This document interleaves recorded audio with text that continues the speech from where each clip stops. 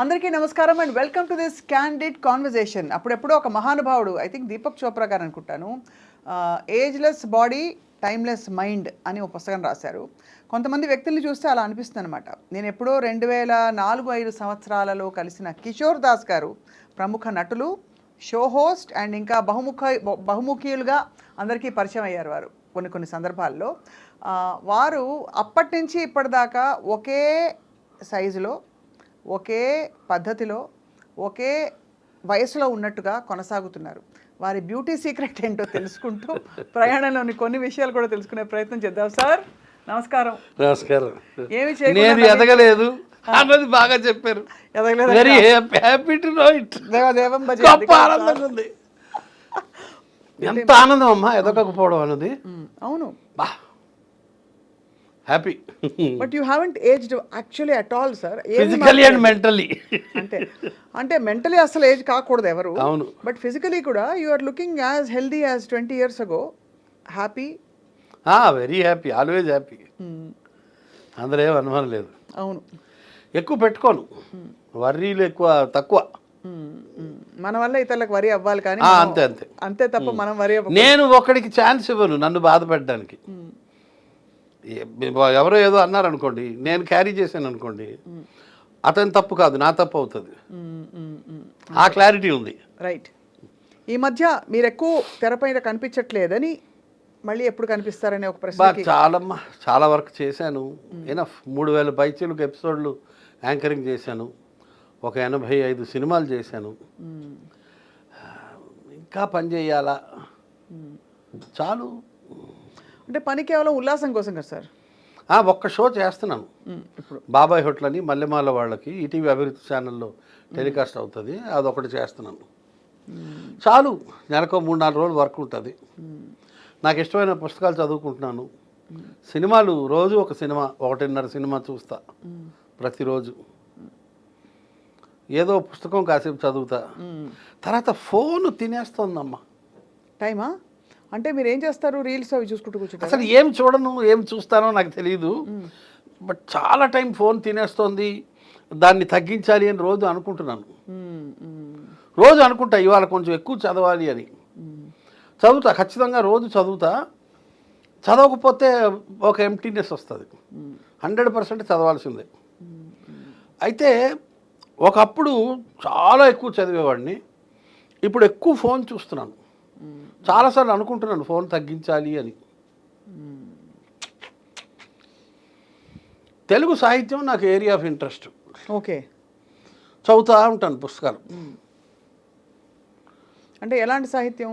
అన్నీ, మహమ్మద్ కదీర్ బాబు దగ్గర నుంచి సమకాలీన, కొడవటి గంటి కుటుంబరావు, అప్పటిదాకా రావి శాస్త్రి దగ్గర నుంచి అన్నీ, వాట్ నాట్, తిలక్ దగ్గర నుంచి శ్రీశ్రీ. సరే వదిలేయండి, ఏది కనబడితే అది చదువుతా.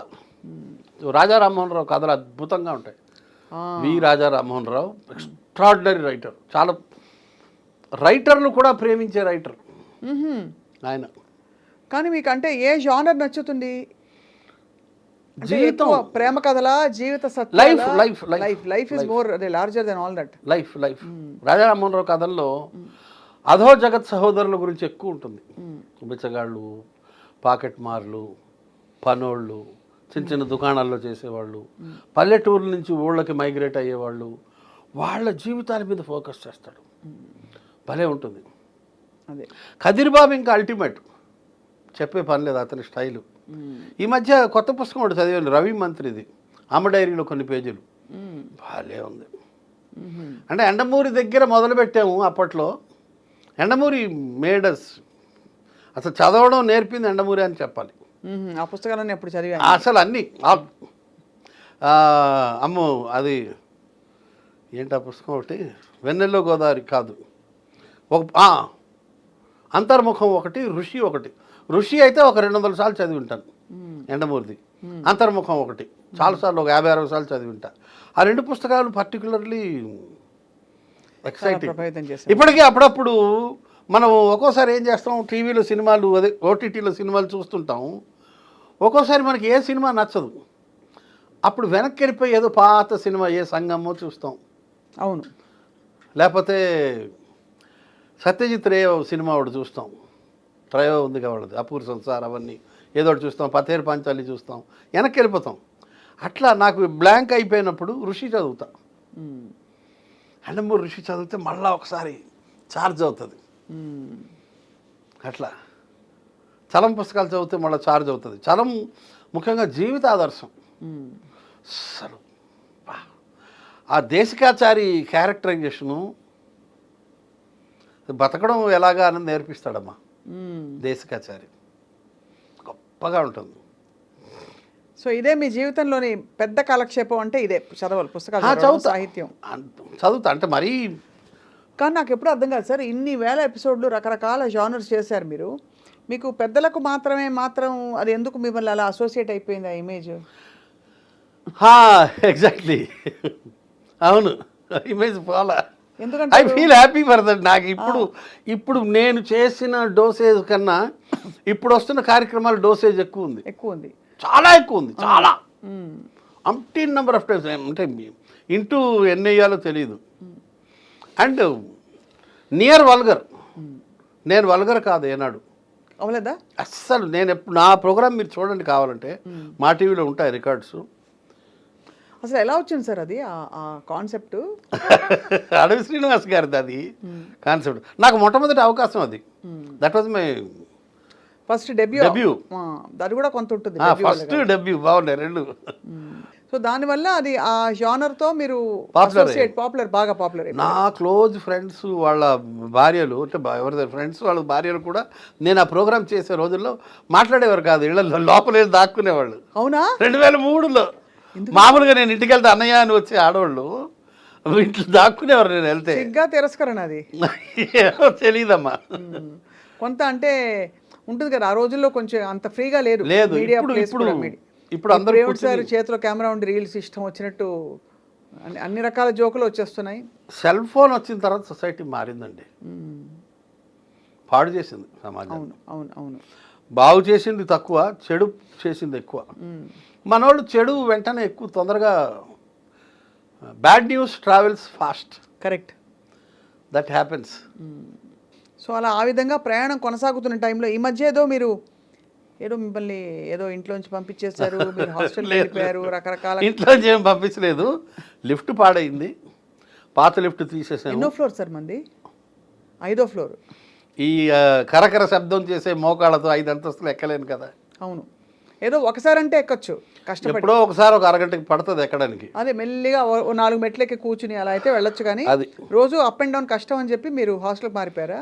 83 రోజులు హాస్టల్లో ఉన్నాను. 83 రోజుల? ఇంటి దగ్గర చూసుకున్నారా హాస్టల్? లేదు, ఒక 10 కిలోమీటర్ల దూరం. అంటే మా క్లోజ్ ఫ్రెండ్ది హాస్టల్ ఉంది, అక్కడ ఉన్నాను అయ్యప్ప సొసైటీలో. చాలా బాగుంది హాస్టల్. ఒక్కోసారి అనిపిస్తుంది అసలు ఈ బాదరబందీలు ఎందుకు, హాయిగా అలా హోమ్లోనో హాస్టల్లో ఉండిపోతే బాగుంటుందని. ఎవరైనా కొన్నాళ్ళు బాగుంటుందమ్మా, కానీ ఫ్యామిలీ ఉండాలి. ఫ్యామిలీ లేకపోతే కష్టమే. మనం ఇంకా ఆ స్థాయికి వెళ్ళలేదు, ఒంటరి అయిపోవాలి, హిమాలయాల్లోకి వెళ్ళిపోవాలి. ఇప్పుడు మీరు హాస్టల్లో ఉన్నప్పుడు అందరూ ఇంట్లో వాళ్ళు వచ్చి వెళ్తూ ఉండేవారా? ప్రతి వారం వీకెండ్స్ నాతోనే ఉన్నారు వచ్చి.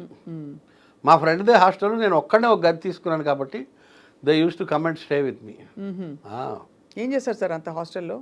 ఏం ఉండదమ్మా, పుస్తకాలు చదవడమే. టీవీ ఉంటుందిగా? టీవీ ఉంది, టీవీలో ఓటీటీ ఉంది, ఫోన్ ఉంది, ఫోన్లో ఓటీటీ ఉంది, అది హాట్స్పాట్ ఉంటుందిగా. మరి భోజన ప్రియులు కాదా మీరు? భోజన ప్రియుడిని. హాస్టల్లో ఫుడ్ చాలా బాగుంటుంది.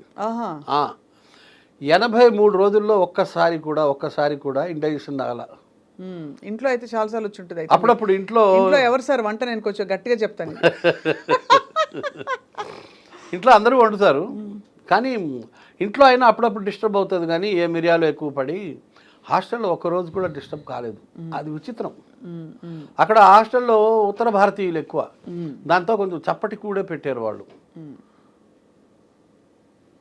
ఇండైజెషన్ సమస్య లేదు, మంచి ఆయిల్ వాడతారు, క్వాలిటీ. అయ్యప్ప సొసైటీలో కడల్స్ కోలివ్ అని చాలా మంచి హాస్టల్, బాగా చూసుకున్నారు నన్ను. అసలు food extraordinary, healthy food, not tasty food. మీరు ఫస్ట్ అసలు మీరు వెజిటేరియనా? ఇంట్లో వెజిటేరియన్. ఓహో, అర్థమైంది. ఇప్పుడు 95% వెజిటేరియన్కి వచ్చాను. బయట కూడా? ఎవ్రీవేర్. ఇంట్లో అసలు నాన్ వెజ్ వండరు. అసలు ఉండరు ఫస్ట్ నుంచి అంతే. లేదు లేదు ఓహో. 100% వెజిటేరియన్. మ్మ్. బయట స్నేహితులతో ఏది ఇంట్లో దొరకదో మనకి బయట వేలం వేరు ఉంటుంది కదా, అంతే కదా. ఆ విధంగా బయట తినడం తప్పిస్తే. మ్మ్. మా ఆవిడ హాహాకారాలు చేస్తుంది, నీ పుట్టుకేంటి, మనిషివేనా, జంతువుల్ని చంపుకుని తినడమా, ఒక శవం తినకపోతే నీకు ముద్ద దిగదా, పూట గడవదా, ఇట్లా తిడుతుంది ఆవిడ. మ్మ్. దట్స్ ఎ మర్డర్ కదా, అట్స్ డెడ్ బాడీ కదా అంటది ఆమె. మీకు అది అంటే అది సైద్ధాంతికమైన అయిష్టమా ఇంట్లో, లేక ఫ్యామిలీ అలవాట? కులం కులం అంతే, అదే అదే. తినరు. కులం అని ఇప్పుడు అడిగితే అది బాగుండదు కదా అని అడగ- ఇప్పుడు ఈ మధ్య గొడవ అదే కదా, అదే అదే అదే. బై క్యాస్ట్ తినకూడదు, తినరు. మ్మ్.